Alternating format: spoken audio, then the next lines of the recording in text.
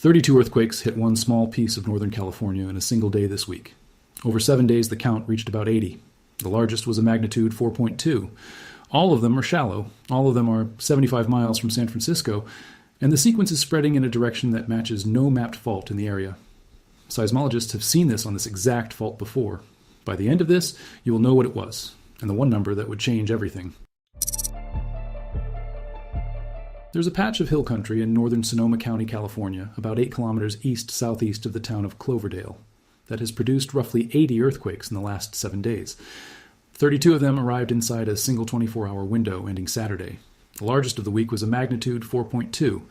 A magnitude 3.8 struck just after midnight on Saturday morning, and the entire sequence is happening at a depth of about 2 to 3 miles below the surface, with some events shallower than that.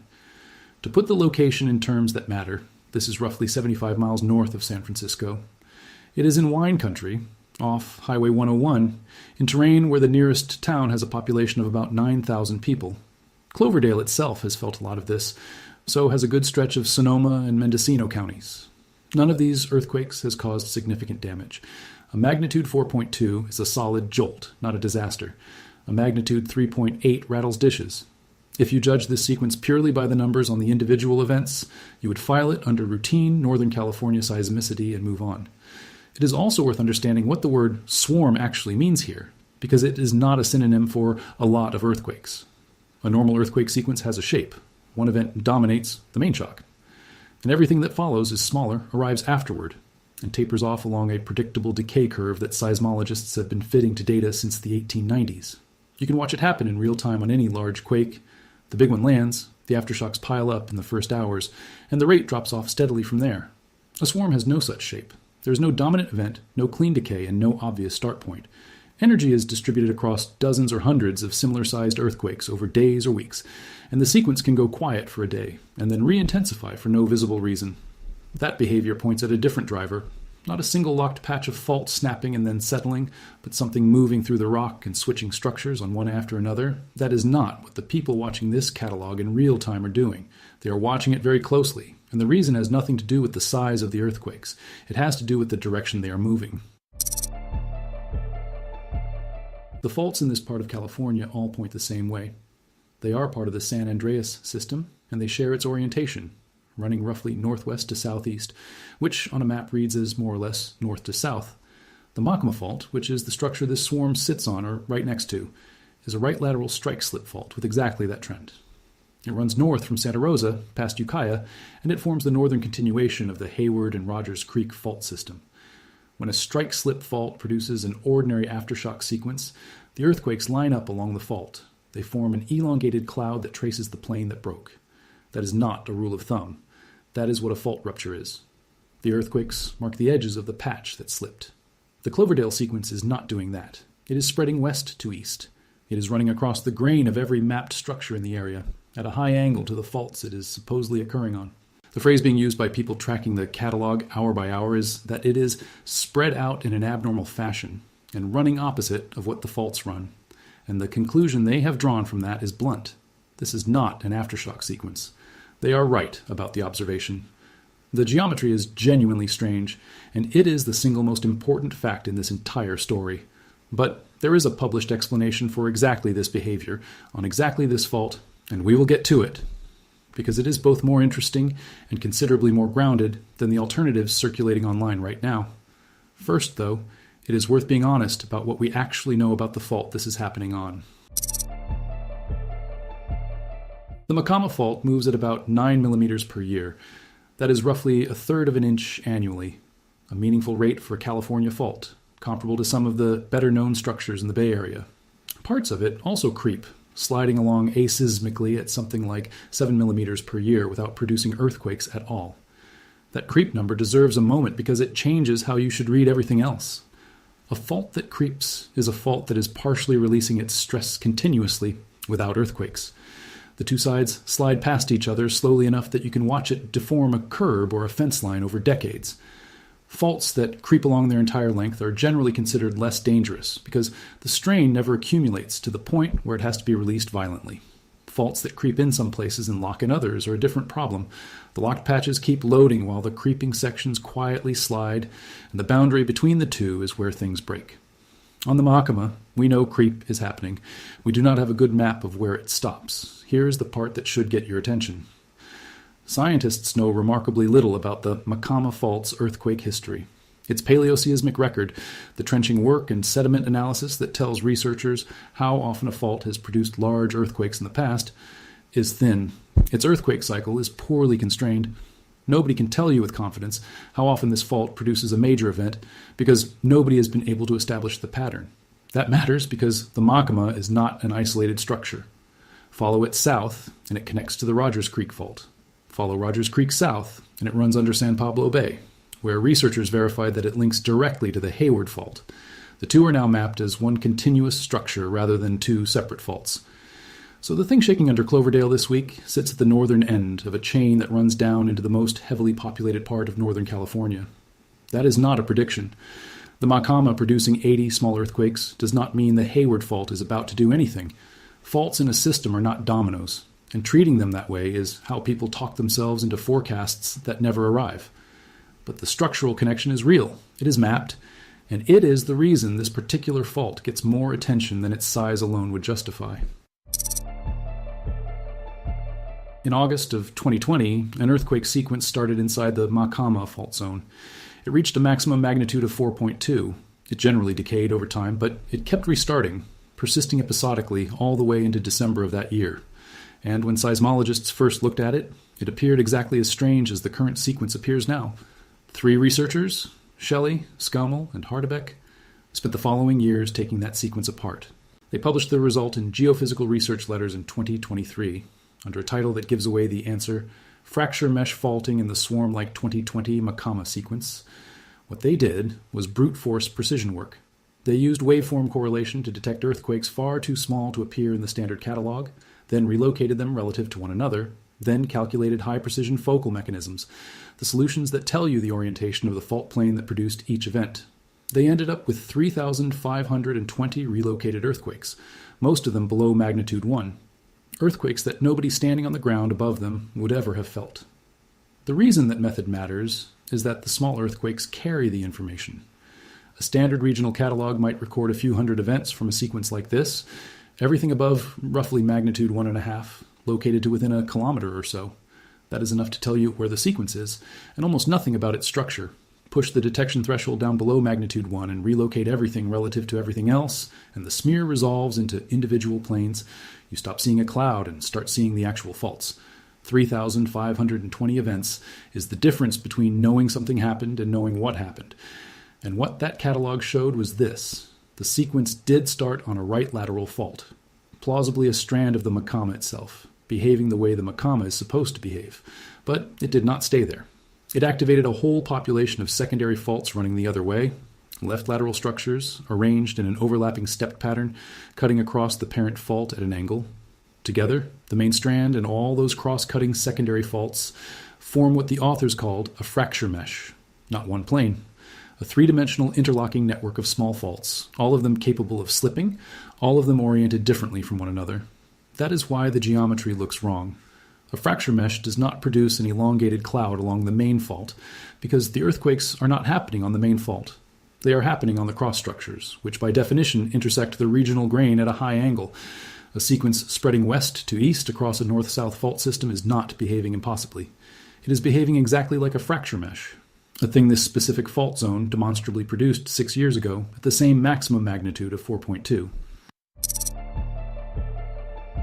The second half of that finding is the part that explains why this is happening at all. Fracture meshes are associated with fluids. The authors state it directly. These interlocking structures match what has been found elsewhere in cases of fluid-induced faulting and earthquake swarms. The mechanism is straightforward once you see it. Rock under pressure at depth is held closed by the weight of everything above it. Push pressurized fluid into that rock, and you reduce the effective stress clamping the faults shut. Faults that were locked become slippable, and because the fluid is moving through a damaged volume of rock rather than along a single clean plane, you get many small earthquakes on many small structures over days and weeks, instead of one large earthquake on one large structure in a few seconds. That is the textbook definition of a swarm, and it fits what we are seeing. No main shock. A magnitude 4.2 leading a population of 80 rather than a magnitude 5, with everything decaying away from it. A sequence that has persisted for a week and re-intensified rather than fading. And the largest event of Saturday's 24-hour window, at magnitude 3.8 after midnight, arriving on day 6, which is not how aftershock decay works. The regional setting supports it too. This part of California sits near the Clear Lake volcanic field, inside the broader thermal province that hosts the geysers, the largest geothermal electricity complex in the world. The crust here is warm, chemically active, and structurally beaten up. It is exactly the environment that supplies circulating fluids at depth. To be clear about one thing, because it comes up every time, the swarm epicenters are in a separate area from the geothermal production field. This is not an induced seismicity story. This is regional geology, natural fluids and naturally fractured rock, in a place that has been doing this on its own for a very long time. And here is the honest caveat, which matters more than any of the above. The 2020 analysis took years of high-precision post-processing on thousands of relocated micro-earthquakes. Nobody has done that work on the current sequence. Because the current sequence is 6 days old, fracture mesh is the best supported explanation available right now. It is not a finding. It is the hypothesis that fits, held loosely until somebody does the math. This swarm did not appear out of nowhere, and that context changes how you should read it. On June 24th of this year, a magnitude 5.6 struck near Ukiah on the same fault system. That was the largest earthquake ever instrumentally recorded on the Maacama.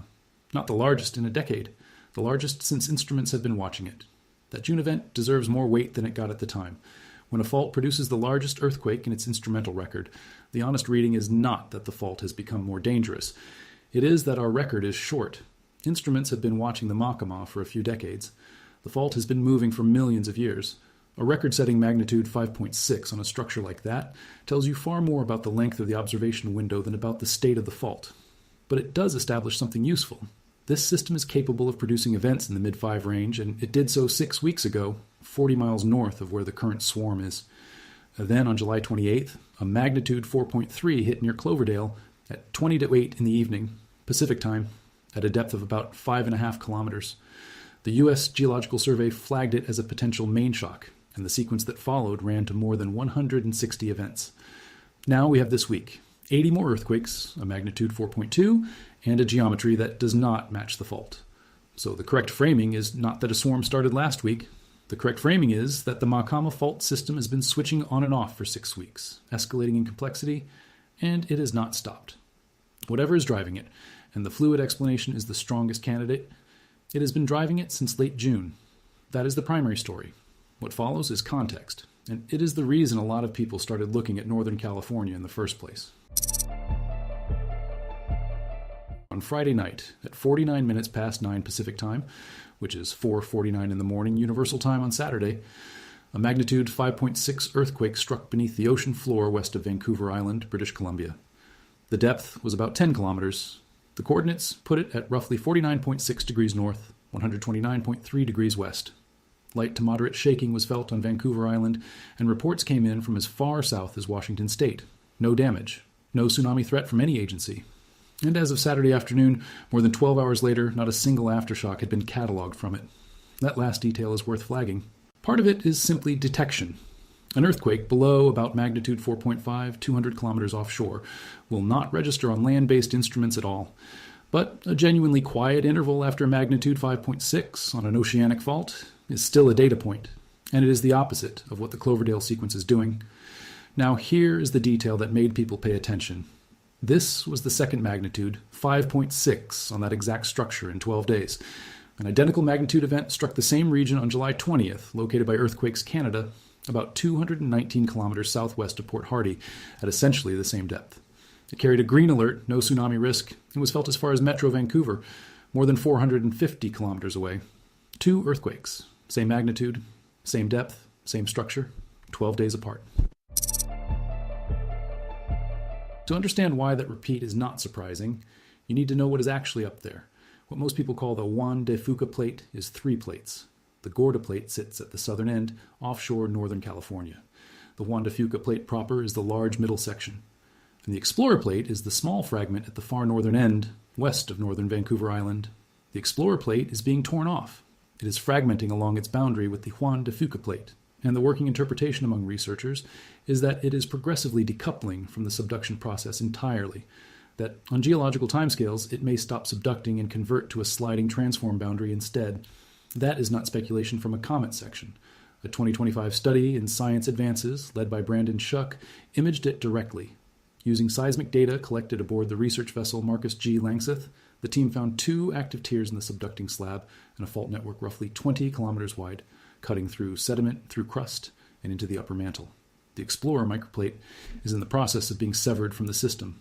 Both of these magnitude 5.6 earthquakes happened inside that structure. And that gives us the single most important interpretive line in this segment. These are fracture earthquakes on a plate that is coming apart. They are not megathrust earthquakes on the Cascadia interface. They tell us that the northern end of the system is disintegrating on schedule. They tell us nothing whatsoever about when the locked zone will fail.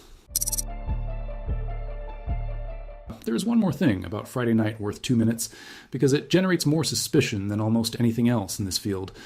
For 20 to 30 minutes after that earthquake happened, the U.S. Geological Survey feed showed nothing at all. The European Mediterranean Seismological Center published first, near magnitude 5.6, carrying its standard note that the parameters had not yet been reviewed by a seismologist. Earthquakes Canada, the national agency responsible for that region, initially did not have it on the map, then posted it at 5.0. The European Center then revised down to 5.3. And roughly half an hour after it happened, the U.S. Geological Survey finally published at 5.6. Canada eventually settled at 5.5. So the public watched a magnitude walk from 5.6 to 5.0 to 5.3 and back to 5.6 across 3 agencies in half an hour. The explanation is geometry, and it is boring in the best possible way. An earthquake 200 kilometers offshore has no instruments on the seaward side of it. Every station that records it is on land, on one side. That one-sided coverage produces a badly constrained solution. Depth in particular often is not measured at all. It gets assigned a default value, and 10 kilometers is the classic default you will see over and over on offshore events. The magnitude estimate then swings as more distant stations report in, and the automated algorithms resolve. 3 agencies, 3 algorithms, 3 different station networks, 3 different subsets of the arriving data, and no human analyst yet. Of course they disagreed. The fact that they all converged within half an hour is the system working correctly, not the system hiding something. There is a third thing happening on this coastline right now, and it is the one that actually connects the north end to the south end. Cascadia produces slow earthquakes. Underneath the locked portion of the megathrust, the part that will eventually produce a magnitude 9, the plate interface slides slowly and quietly over days and weeks rather than seconds. Seismologists track it as tremor, and tremor is not a countdown clock, it is a stress gauge. When tremor is running, the slab is being actively shoved beneath North America, and stress is being transferred onto the locked zone above it. The mechanism is worth one more sentence because it is genuinely unusual. Down at the depths where tremor happens, the rock is hot enough that it does not snap. It deforms. So instead of storing stress until a fault fails all at once, the interface releases it in slow pulses that last for weeks and produce a faint, continuous rumble rather than a sharp jolt. Nobody feels these.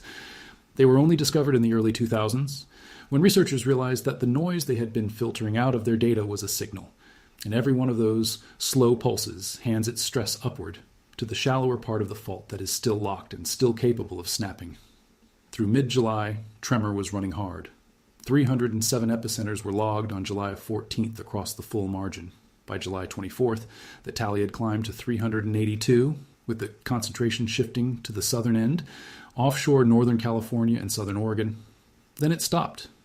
There was activity beneath Northern California and the Oregon Valley around July 25th, and from roughly July 27th onward, effectively nothing.